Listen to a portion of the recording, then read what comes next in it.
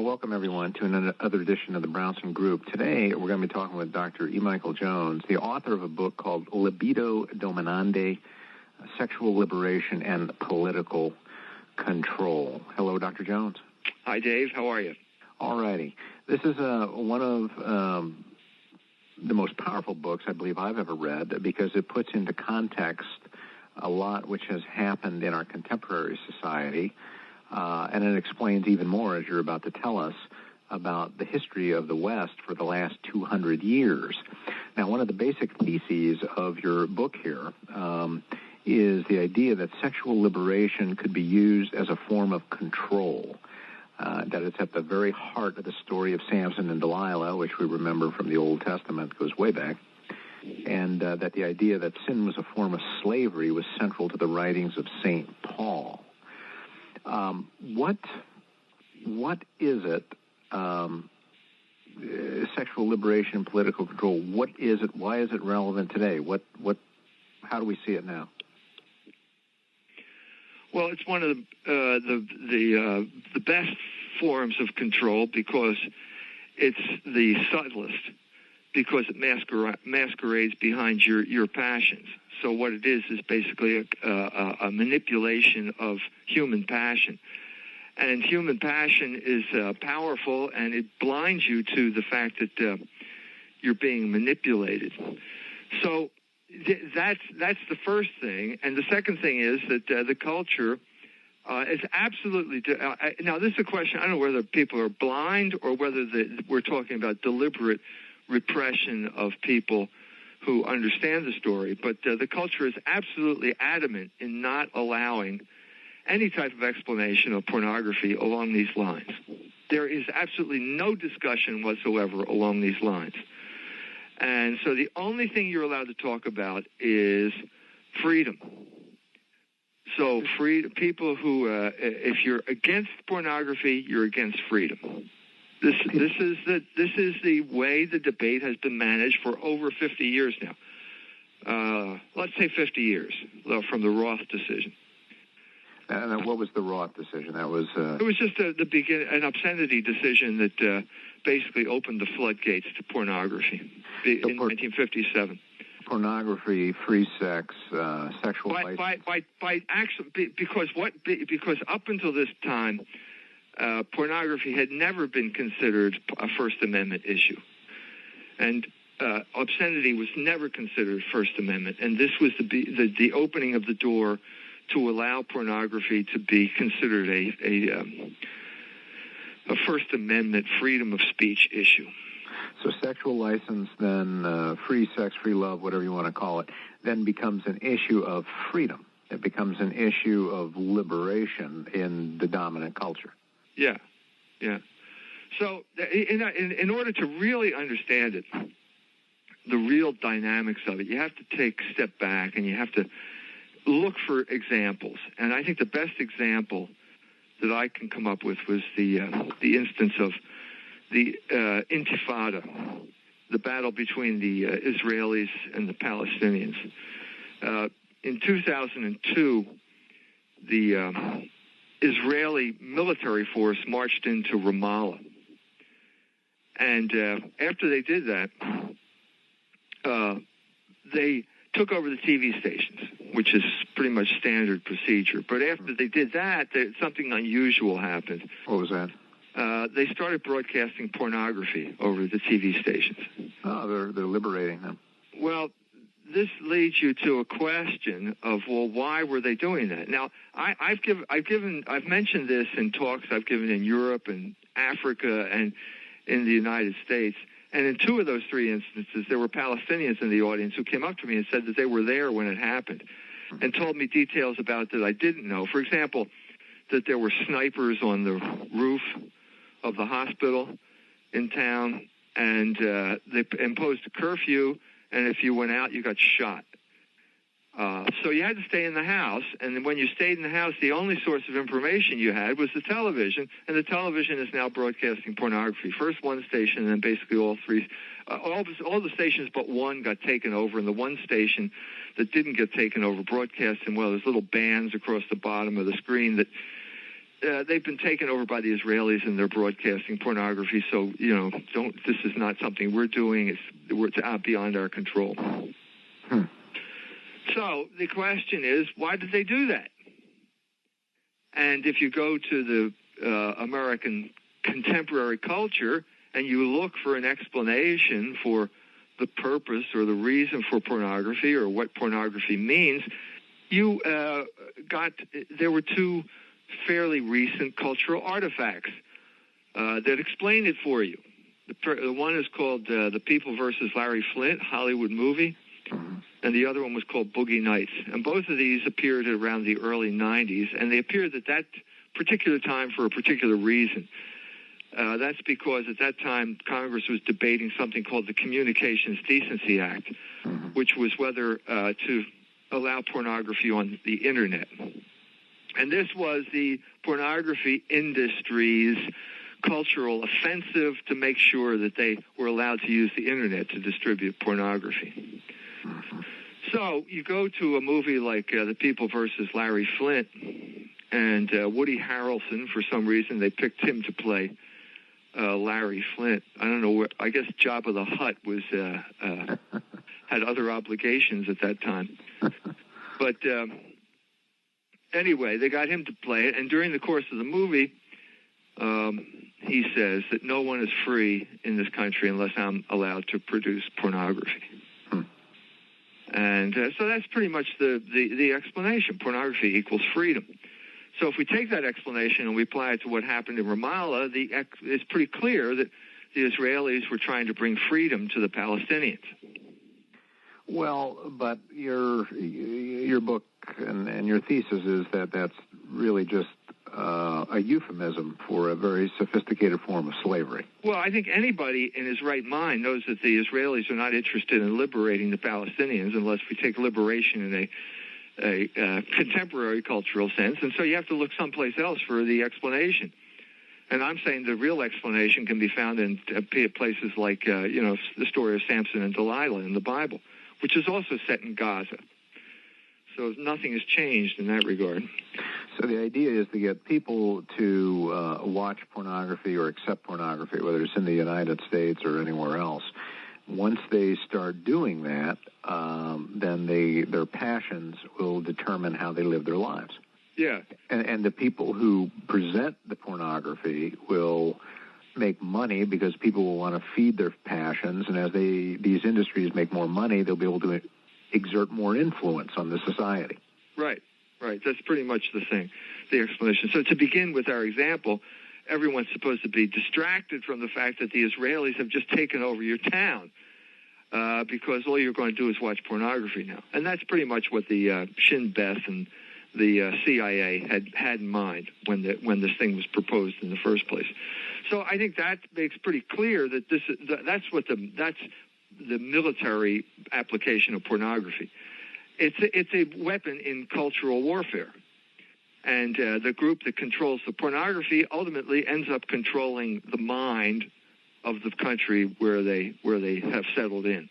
And so what you see here is that the same thing happened in the United States in a less dramatic fashion over the course of the 1960s, when the Catholics fought.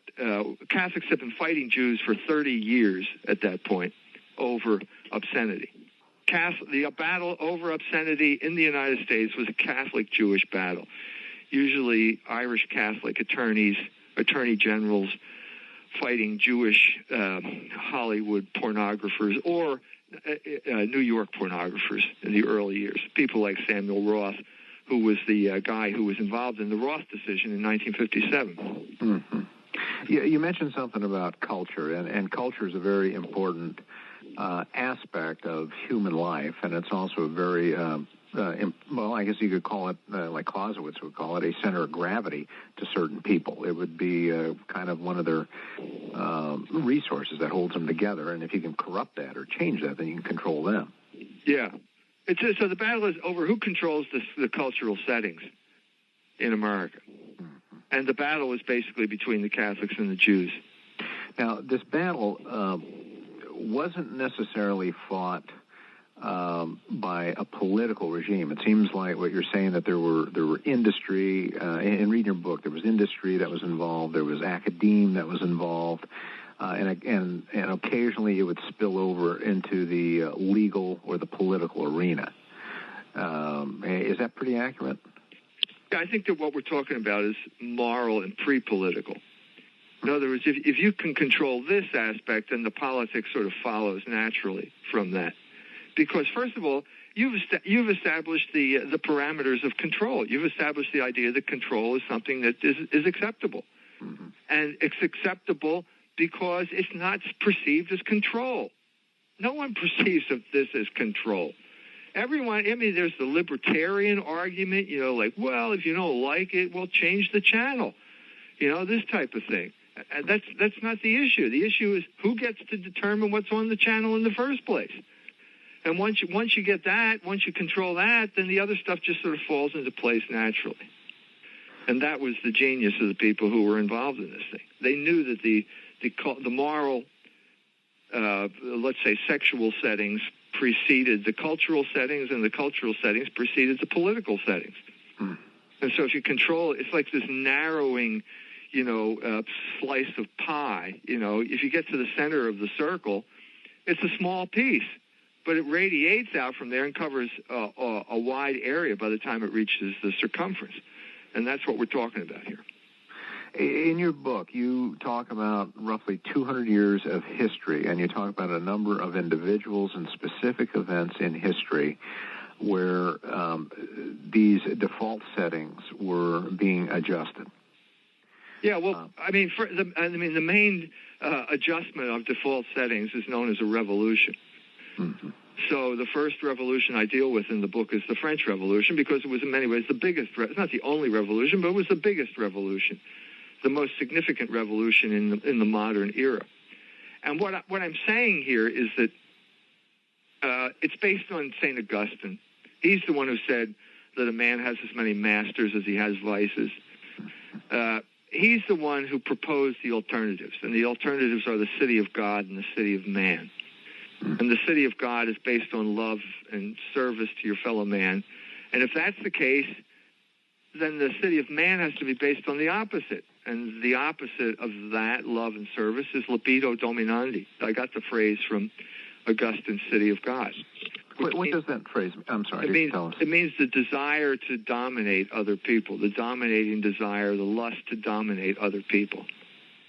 And so once you turn away from the city of God, which is what France did when they killed the king, there's only one other place to go. And so what you have to do then is dedicate yourself as a part of this new culture to dominating other people. Mm-hmm. And so what you see after this, beginning with this period for the next 200 years, is the use of freedom, first of all, as the prime way to dominate people. And secondly, what the culture becomes involved in is more and more refined techniques of domination. Because, if you really want to succeed, you've got to be subtle, because no one likes to be dominated. At least not overtly.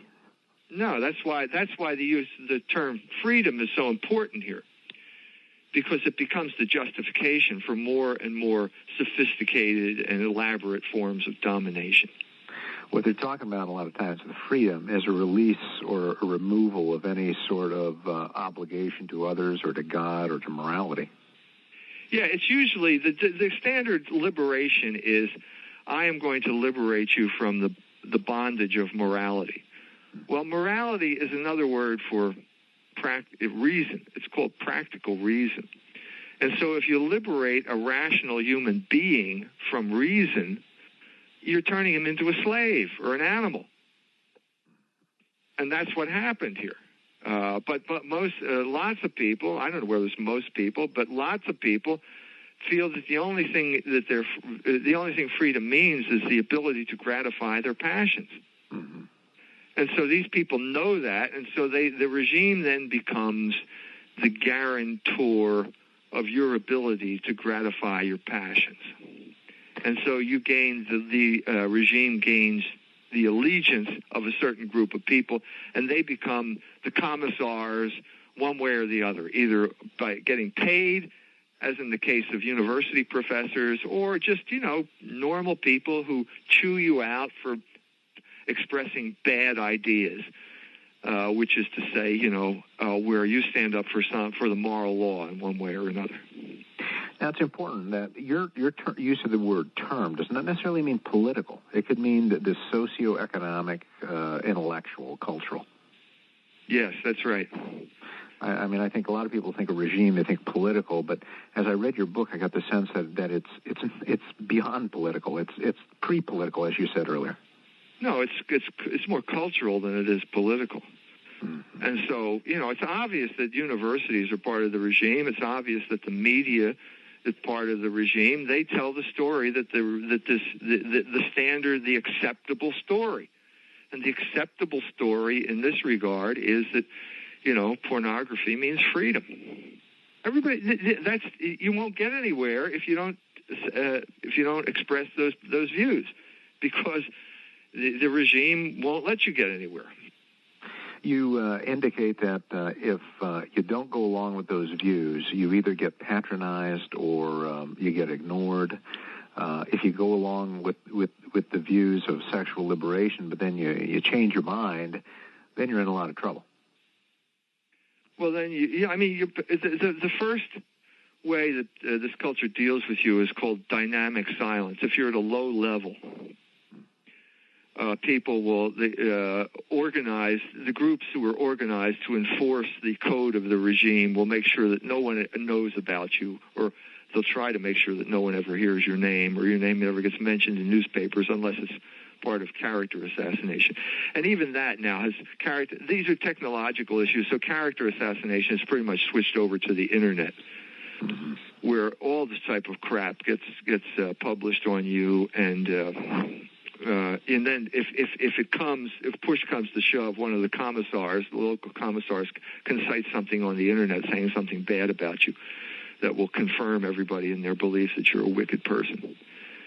But that's, in a sense, we're pretty far. We're far down the road. The original appeal of sexual liberation has sort of failed.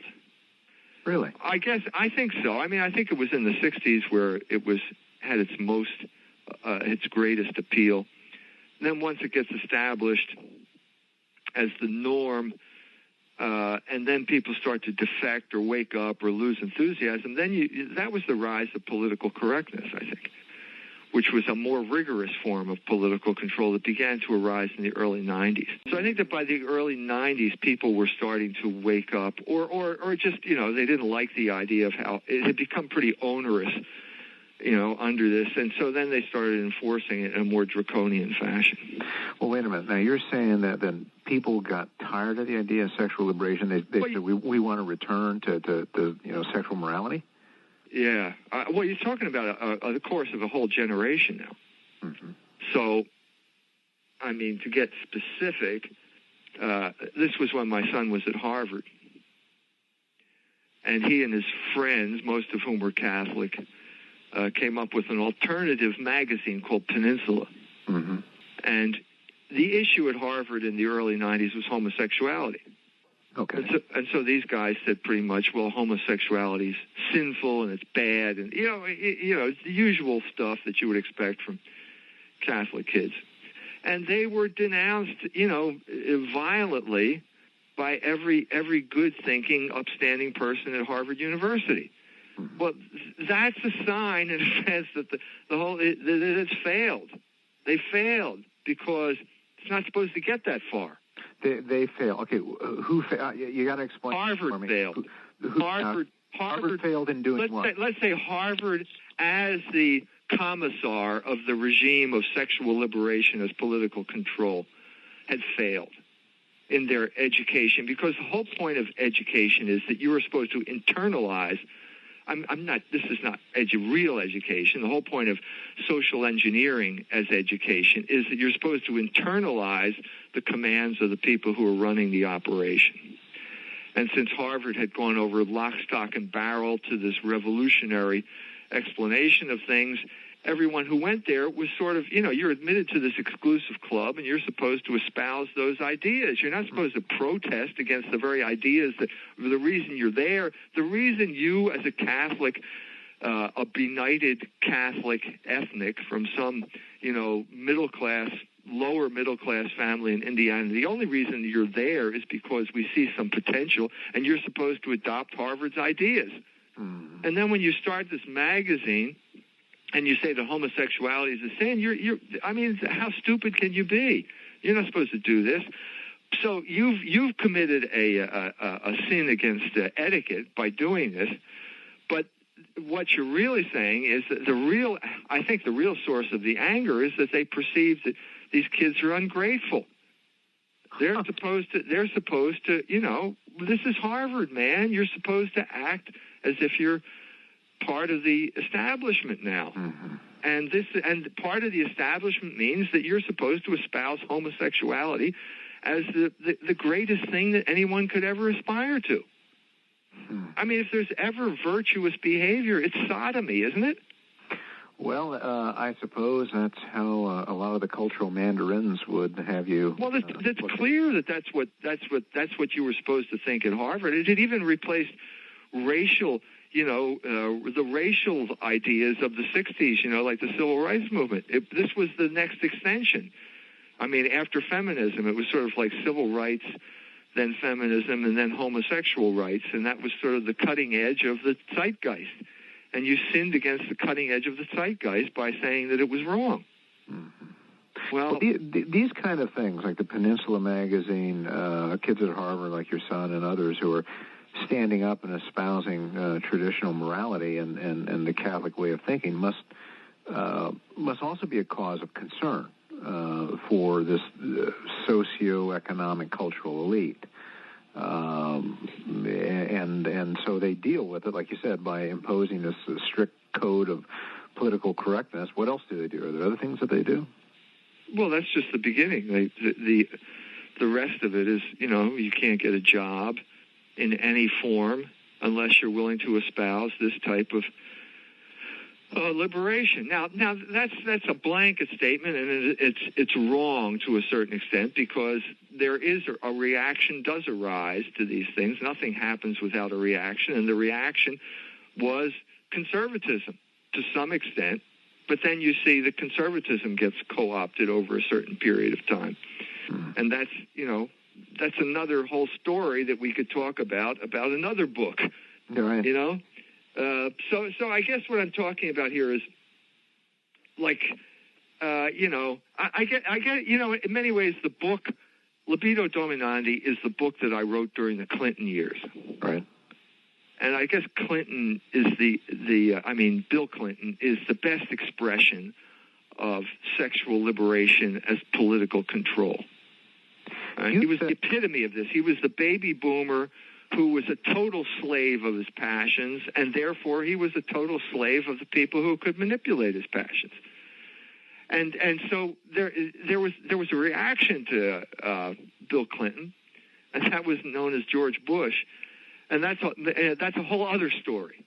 You know what I mean? You could talk about that as a whole other story. But let's talk about. I think in many ways, Bill Clinton is the culmination of Libido Dominandi. I think even if I had written it 100 years from now, I probably would have ended with Bill Clinton, because he so epitomized, the whole Monica Lewinsky thing sort of epitomized the whole thrust that began with the Marquis de Sade, with the French Revolution. Mm-hmm. He was the baby boomer. He's 2 years older than me, but he's basically that generation who got totally swept away by the sexual liberation of the 60s and sort of made a career out of it. Mm-hmm. You said earlier, and you indicate in your book that from the French Revolution until the time of Bill Clinton, that the techniques of domination have been ever more refined. Can you give us a summary of what you mean by that? Yeah, there are two aspects. One of them is technological. So if you begin with the Marquis de Sade as probably the first man who articulated the whole idea of sexual liberation as political control, or let's say the political implications of sexual liberation.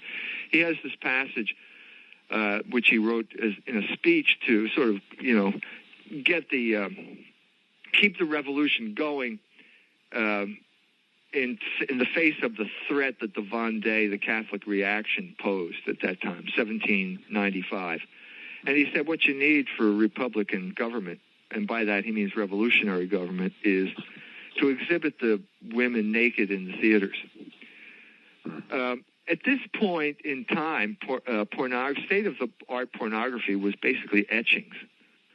And so you had etchings in the Marquis de Sade's sort of pornographic masterpiece, Justine, and that became a famous book. I think it was Byron and Shelley. It figured in their lives and the creation of Frankenstein, which was in many ways the reaction to the French Revolution. Mm-hmm. But there was a technological limitation there. First of all, the etchings are not very realistic. Mm-hmm. And secondly, when it comes to actual, women in a theater, you got a technological problem. Either you got a real big theater, in which case the people in the back row, you can get a lot of people there, you can affect a lot of people, but the people in the back row probably can't see very well. Or you get a small theater in which everyone can see well, but that's not a whole lot of people.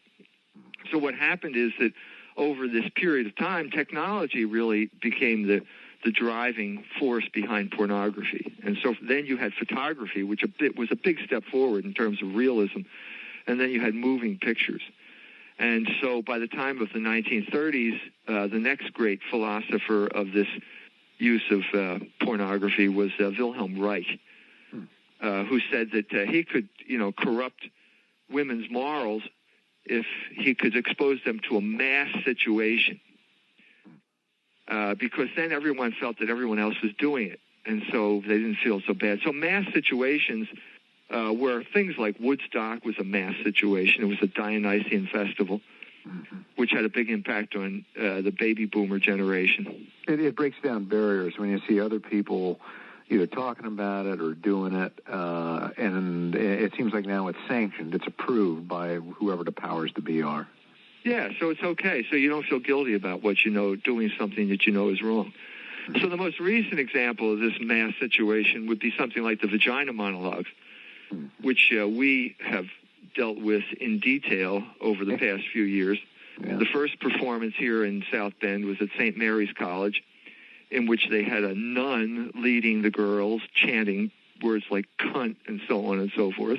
Mm-hmm. And I wrote an article on that, and that got that thing canceled. But the revolutionaries who have taken over Notre Dame and St. Mary's then staged it at Notre Dame instead. And then it became a battle. Every year they're going to have the vagina monologues. Every year some alumnus from Cleveland is upset and writes a letter to first Father Malloy. It was Father Malloy for the most part, right. Who then said, hey, it's academic freedom.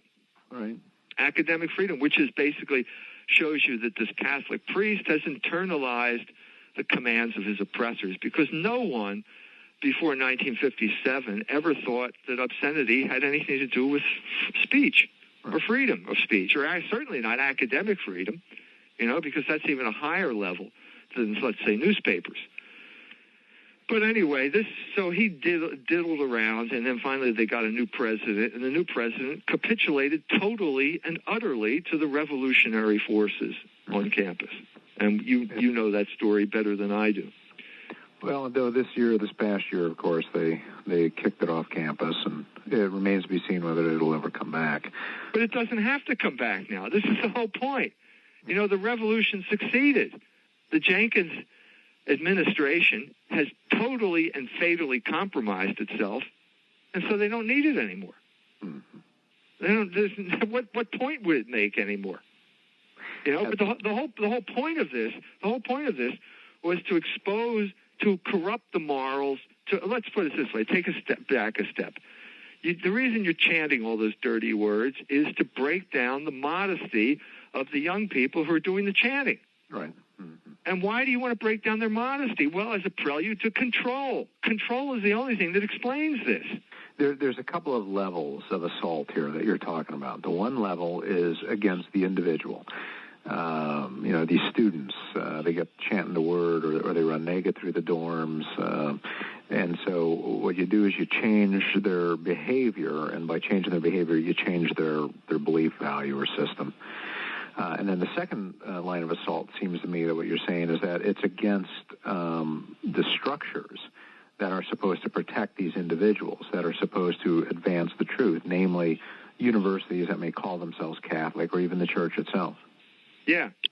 That Reich saw that perfectly clearly when he wrote about the situation in Austria in the 1930s. He saw that the sexual constitution was absolutely crucial to the political constitution. Really? And sure, it's in his book, The Psychology of Mass Fascism. Or the Mass Psychology of Fascism. Mass Psychology. Sorry, I got that title wrong. But anyway, what you're doing here is everybody knows that everybody has passions, and young people have passions that are more unruly than other people, older people. Less ability, less practice in keeping them under control. And so if you get them to act out on these things, you will have created a fifth column within your institution if it's a Catholic institution. And these people will be the lumpen proletariat. They will be the foot soldiers of the revolution. So what I give a talk on this, explaining what I'm trying to explain now and the way it functions at Notre Dame. And you got all these young ladies who are in the gender studies program who come and listen to my talk. And you can't make a dent. They have been so brainwashed by the gender studies ideology that, I can't, let's put it this way, I cannot make a dent within 45 minutes that I have to give this talk. They have become dedicated soldiers of sexual revolution, which means they are a fifth column that can be turned on and off like a spigot or a light switch by the revolutionaries to be used against people like the Holy Cross priests who lose, or if they haven't lost it completely, are losing control of their institution. All right. I mean, Jenkins' administration was over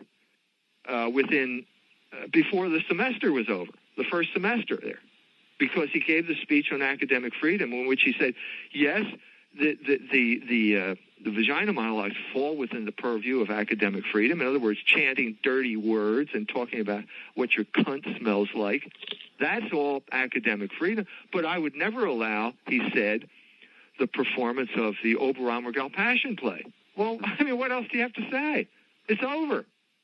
I mean, if that's what your idea of academic freedom is, you should seek employment elsewhere.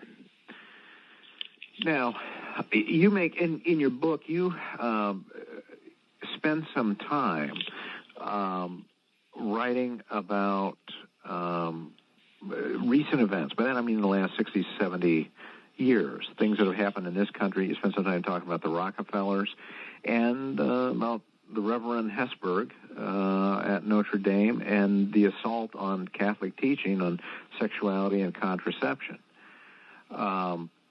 You also spent some time in the book talking about psychology. What is psychology is a science, right? I mean, Freud was a scientist and all that.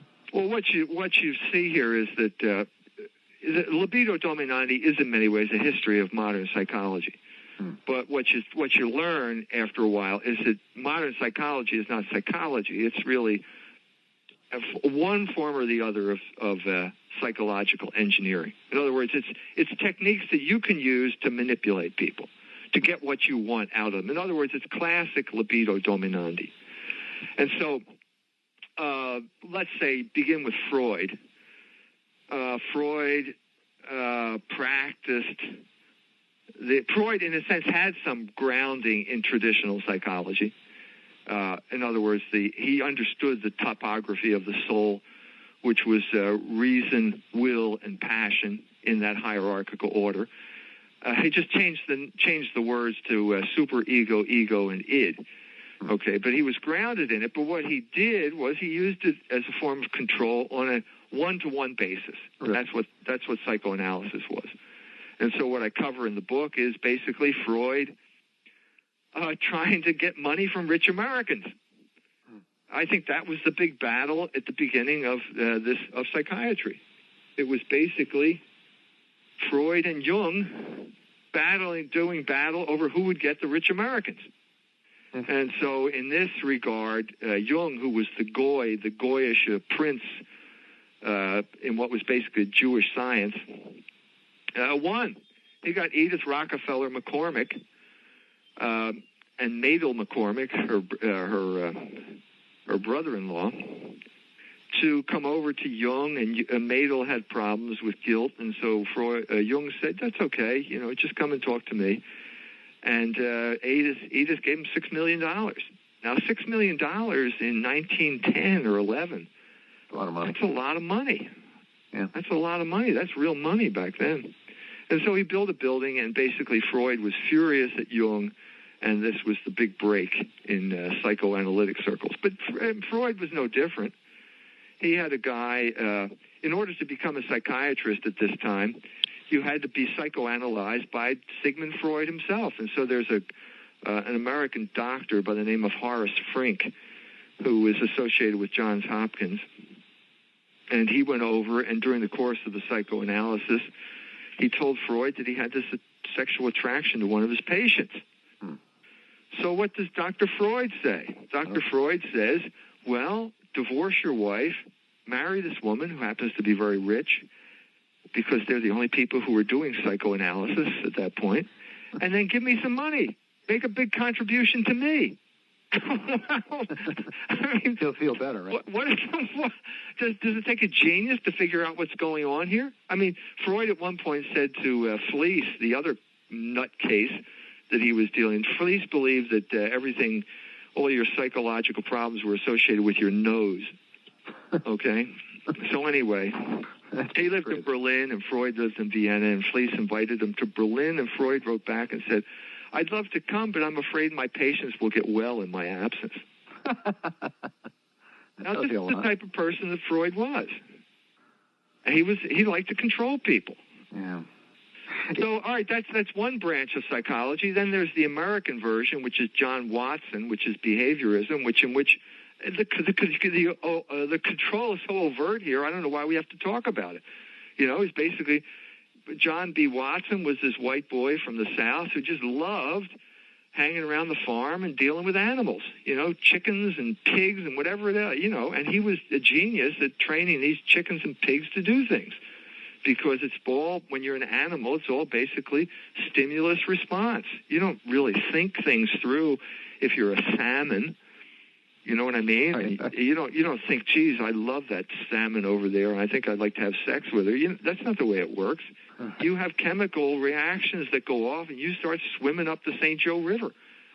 And you lay the eggs and fertilize the eggs, and then you die. That's it. There's no free will involved in any of this type of stuff. And so Watson felt, well, if it works for animals, it works for human beings. They're animals, right? Aren't they? Well, Watson was the darling of the Rockefellers. And if he hadn't run off with that 19-year-old girl who was his student, he probably would have continued to get Rockefeller money, but he got fired from Johns Hopkins. And so they needed another control guy, and they found him in Kinsey.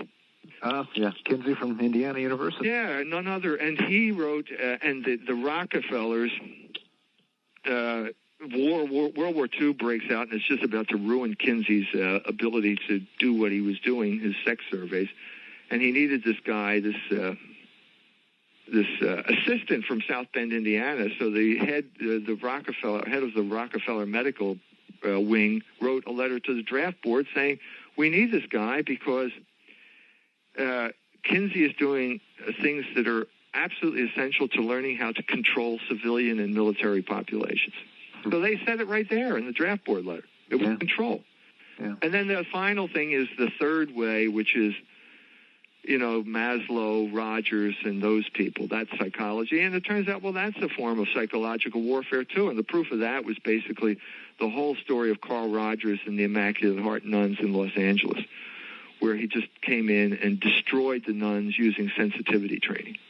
So no matter where you turn, the whole history of modern psychology is a history of libido dominandi. It's the history of being controlled by someone who's able to manipulate your passions.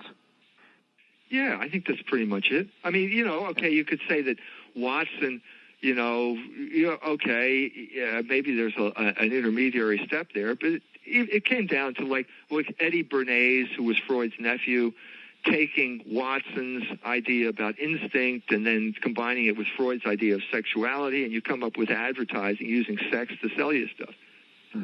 So one way or the other, what you need, what they realized, the controllers realized, is that you needed a sexually permissive culture. And so the big enemy in this regard was the Catholic Church, because by the time of the Legion of Decency, let's say the late 20s, early 30s, the WASP ruling class had given up. They had all gone over to the dark side. I mean, as a group, they had gone over to the dark side. They were engaged in sexual license, contraception, all that. That's what you mean, right? Yeah, they had the Anglican Church finally capitulated to sexual revolution in 1929 when the Lambeth Conference approved contraceptives. Mm-hmm. And after that, contraception became a virtue. If you had a lot of children, you were sort of wicked. And once contraception became a virtue, it was only a matter of time before sodomy became a virtue. And that happened, around the time my son was at Harvard in the 1990s, early 1990s. So the societal powers, the culture shapers, if you will, Freud, others in the media, these people are themselves given over to passions. That's part of your thesis, right? Sure. They're all like Bill Clinton in one way or another. So, Freud, everybody knows now that the Oedipus complex is guess what? It's the sort of hidden protocol of his affair with his sister-in-law. It's even in Spiegel, the German magazine. Everybody knows now that when he went to that resort in the Alto Adige, he consummated that relationship. And so basically what you have in Freud's writings are the longest sort of unacknowledged autobiography in psychological history. So he's trying to justify what he did. Yeah. The wrong he did. Yeah, he said, the Oedipus Conference says, every man desires to have sex with his mother or sister. I mean, to be honest with you, when I first heard that, it wasn't immediately apparent to me. I mean, it's not like, the two right angles is equal to 180 degrees or something like that. It just was not immediately apparent to me. And the more I thought about it, the more I thought, well, there must be some type of statement he's making here. And it turns out the statement he was making was about himself and his infatuation with his sister-in-law. And that became a kind of numinous thing with him by the time he wrote Moses and Monotheism, because he started thinking of himself as a god. And, the Pharaoh was a god, and the Pharaoh had, married his sister because no one else was worthy of this type of thing. And so incest becomes this thing. And basically, he got the idea for incest from, the Illuminati manuscripts, Byron and Shelley, and that goes back to the French Revolution again. Well, Freud was an evil man, keeping an evil tradition alive. But then it got expanded with the assault in society, really against decency in the form of the Catholic Church. And that you talk about, well, that rose in the 40s, 50s, 60s. This guy, Paul Blanchard, had a lot to do with it, too, you write in your book.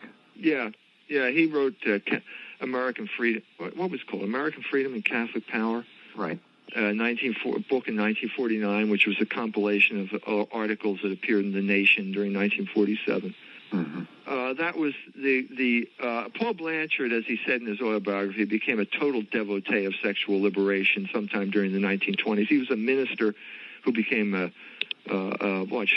demagogue, a cultural demagogue. Most of the ministers became psychologists. So Protestantism became psychology at some time around that time during the 1920s, 30s. Which is a form of control, becomes a form of control. Well, they didn't know that, but I think it was. That's exactly what it was. I mean, John B. Watson studied to become a minister, and then he became a psychologist under the influence of John Dewey, who had just left University of Chicago and gone to Columbia. So it was a kind of like a paradigm shift, where the Protestants decided that they didn't believe in this stuff anymore and switched and created a different religion, and their different religion was known as psychology. And that became the dominant paradigm for this whole middle of the 20th century. So, of course, they're not going to be able to defend morals because they don't believe in morals. Now, by Protestants, I'm talking about, the WASP ruling class and the schools that they established. The South was a whole different situation. The South was a conquered nation. And let's say in 1915, every summer they would put the guys who fought in the Civil War would put on their gray uniforms and march down the street. Right. So they had the consciousness of a conquered nation. So they were really not part of this completely, even though John B. Watson was. But he became a Yankee when he went to the University of Chicago. Mm-hmm. The attack on the church took a lot of different forms, and you talk about that, but probably one of the most pernicious forms we alluded to earlier was to try to get a fifth column established. Yeah. Try to buy out some key leaders. Yeah. Charismatic leaders. Yeah. Yeah. And Theodore Hesburgh was the man, the paradigm of this sellout. As I said that the battle over obscenity was a Catholic-Jewish battle, but right. The battle over birth control was a Catholic-Protestant battle. Mm-hmm. That was the WASP ruling class, epitomized by the Rockefeller family. And the scion in this regard of the Rockefeller family was John D. Rockefeller III, who founded the Population Institute in 1950, but he got involved in this in the 1930s. And he got involved in it basically because the Catholics beat the Protestants on birth control. And by beat, I mean that the government was going to get involved in birth control in the 1930s, and the Catholics, people like Monsignor Ryan and the Catholic bishops, beat them.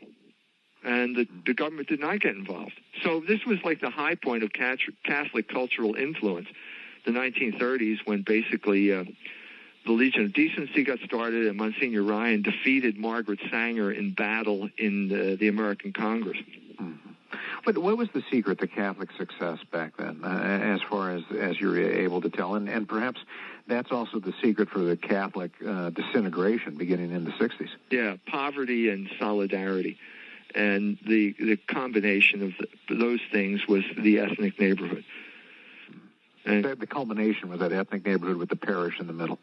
Yeah, this is actually Paul Blanchard and his brother Brand spent a summer in Bridesburg in Philadelphia in a Polish neighborhood, and they said it was just absolutely impenetrable, and these people will never become Americans. They just gave up and walked away in disgust. So that was it was sort of a group solidarity based on coherent local communities, where the priest had a role of spiritual leadership, and where the bishop was not afraid to antagonize other groups.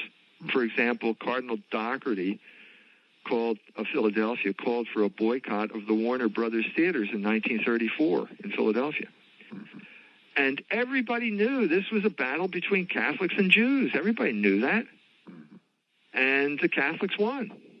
And the Jews had to put in place the production code in Hollywood, which existed for 31 years until 1965. So what happened during the early 60s, coincident with the Second Vatican Council, the Jews and the WASPs started looking for people to collaborate with. Collaborators was the word that was used for the people in France who worked with the Nazis. And I think it's an apt term here. And Hesburgh was a collaborator. Right. So what happened is that the Rockefeller, John D. Rockefeller, thought that Vatican II would be an opening to change the Church's teaching on birth control. And so his people, Cass Canfield, who was on the Population Council, I think also the head of Planned Parenthood in New York in the early 60s, arranged to have a series of secret conferences at the University of Notre Dame from about 1963 until 1965, at which they pretty much told Hesburgh, we want you to change the Church's teaching. They didn't say it that bluntly. It was just going, hey, we're going to explore the issue and blah, blah, blah. But then they also said, look, you're not allowed to invite these people. Father Zimmerman was one of them who's not allowed to be invited because he was a promoter of, natural family planning. He was an opponent of contraception. So once again, we're seeing very sophisticated control saying, we just want to explore this topic. Yeah, we're just, and we'll give you money. We'll give you money. The Rockefellers are going to give Notre Dame money, and if there's one thing Notre Dame loves, it's money. Yeah. Well. And they love the idea, like Kinsey. Hesburgh was like Kinsey in this regard because he felt that by associating with the Rockefellers, he got credibility, a credibility that he didn't have just by being some Catholic priest. Do you think Hesburgh was trying to advance the Catholic faith, the Catholic religion? I think he was trying to get money. Mm-hmm. I think that's what he wanted, money and prestige. That's what he wanted. There seems to me that in talking about Paul Blanchard and his trip to the ethnic neighborhoods and opposing that with Ted Hesburgh and Notre Dame, that there's been a real falling away from the spiritual and an embracing of the material as the primary as the primary purpose of life. Well, the word would be assimilation.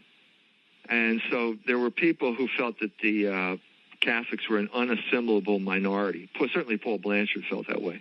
Mm-hmm. But by the 1960s, there were people who felt that, no, we can work out some modus vivendi between Catholics. And the man who was the man who came up with the theoretical justification for that was John Courtney Murray. And he wrote a book called We Hold These Truths, which I think is not a bad book. I mean, he says that the essence of America is morality. And at the end of the book, he said if that Constitution were ever threatened, Catholics could withdraw their allegiance. Well, that's exactly what happened the minute he appeared on the cover of Time magazine. He was sort of the paradigm. He was sort of the paradigm of the American Catholic during Vatican II, when we no longer feared the modern world and blah, blah, blah, and so on and so forth. And what happened is that the Catholics got taken to the cleaners politically. They lost all their political power. Even though John Kennedy was elected president about that time. Yes, that was the culmination of Catholic political power. So the culmination of that arc that began in, let's say, 1934, when Cardinal Doherty organized the boycott of Warner Brothers theaters in Philadelphia, you could take that to its apogee by going back to Philadelphia in 1962. July 4th, 1962, Independence Square, Philadelphia. You have on the platform there a Catholic president of the United States, a Catholic governor of the state of Pennsylvania, and a Catholic mayor of Philadelphia. Now, that was sort of the high point of Catholic political power. That's pretty powerful to have all Catholics there.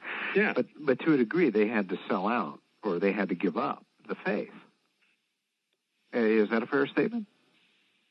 To a degree, yes. Although Kennedy, it's still an open book. He did do that speech to the Dallas ministers, right, which was not a good explanation of the relationship between church and state from the Catholic perspective. Right. But on the other hand, I think that John F. Kennedy was the last man, or let's say maybe next to the last man, who felt he had a mandate from the American people, as opposed to a mandate from the rich and powerful, who paid his campaign expenses.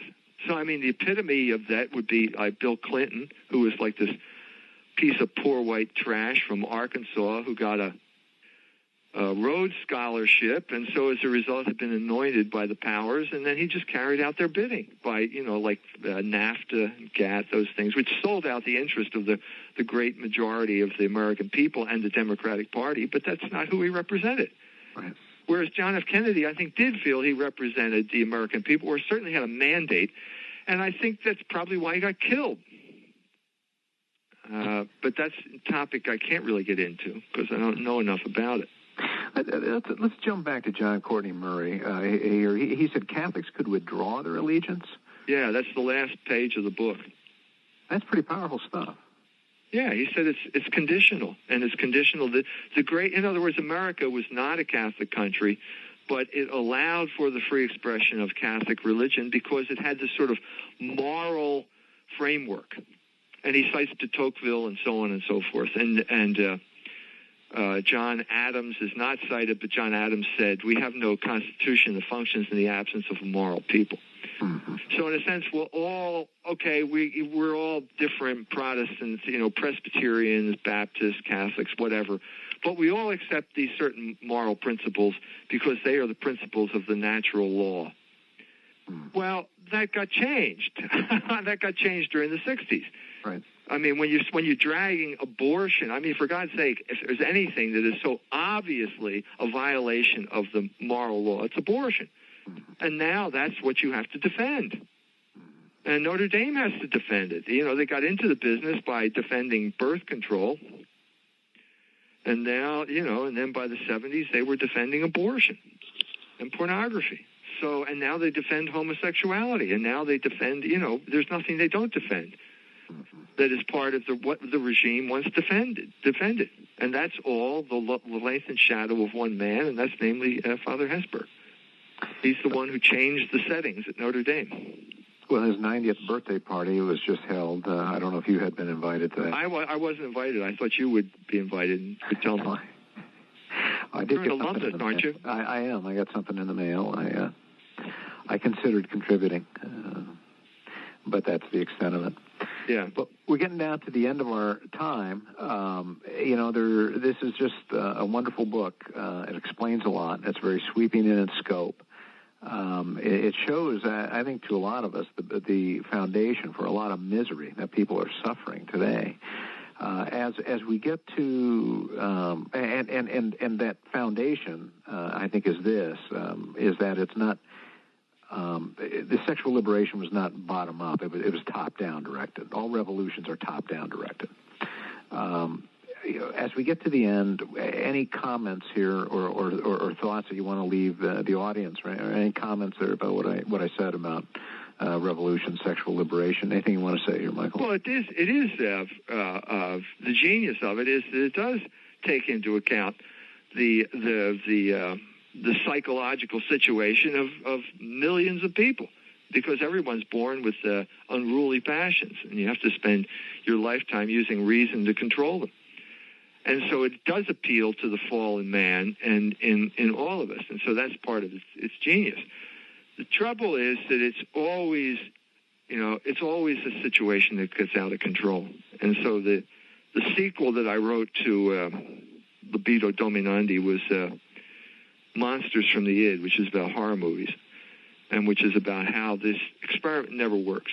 This kind of like the standard horror movie story is the experiment that got out of control. And that's the story of our culture. It's out of control. Yeah, it's got out of control, and I guess one of the best examples would be the whole trajectory of the civil rights movement ending up with this destruction of the black family. How that happened, which I go into detail in the Libido Dominandi as well. But horror is the expression of that. In other words, horror is the expression that it didn't work out. And so what happened, like in 1979, everybody thought, Alien is this great movie. Well, why? It's because now oral sex is dangerous, and everybody knows it's dangerous. That's the whole message of Alien. Really? Yeah, and they loved the movie because it really told the truth in a way that all this other sexual liberation propaganda was not telling the truth. And that's why horror became such a force in the popular culture for the next, I'd say, 20 years. Let's say from Alien or Halloween all the way up to Wes Craven's Scream movies, which were basically parodies of the slasher genre. You're saying that these motion pictures touched something that people were feeling as a result of this culture that had gone off the tracks. Yeah. Yeah, they knew that it was bad stuff. They knew they had been hurt by it, but they couldn't say it because if you say that you're hurt by the sexual revolution, you don't get into Harvard, or they say bad things about you. So, that was the bind. That's why horror is so important, because it articulates something that you can't say openly. It's like a release valve. Yeah, it is. That's what the monster allows you to say what you really want to say. So it's cathartic in that regard. Well, let me ask you, if it's out of control, where does it go? What has history shown us that when things like this get out of control? And you've got an amazing ability, to pick up on these, I think you call it these Whiggish operations that have ended up going off the tracks. And did they ever get back on the tracks? What happened? No. Once you get on the road of empire, you never get back on the tracks. So you just enter into a period of decline, and something else takes the place of the empire. So Rome was an example of that, where Europe took the place of Rome, because Rome entered this period of decline. Because, empire, the constitution of empire is libido dominandi. You're dominating other people. There's no sense of common good or anything. It's just domination. And eventually you come across someone you can't dominate, and they dominate you, and then that's the end. So it's not a very optimistic scenario. Dr. E. Michael Jones, thank you very much. Thank you, Dave.